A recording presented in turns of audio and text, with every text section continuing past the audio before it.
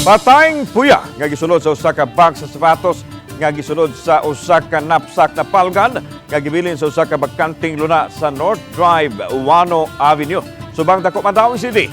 Hangtod karon wa pay matumbok ang Mandaue City Police nga responsable sa pagbilin sa patay nga puyas dapit. Sa banabana sa kapulisan, anaa sa 8 ngadto siyam ka buwan anasoy puya nga usa ka lalaki. Posibleng bag-ulang kining gibutang sa dapit diha napalgan sa usa ka lalaking nahaagi sa dapit kay wa pa kini manimaho. Kay CCTV sa dapit nanawagan karon ang Mandaue City Police sa posibleng nakapamilyar sa bag nga gisudlan sa shoebox aron masubay konsekwensya ang nanag-iya nini aron masubay usab kinsang inahan sa nasong patay nga puya.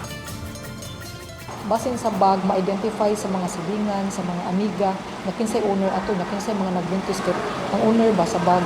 Nangayo ko station. Ang area dun siya sa station.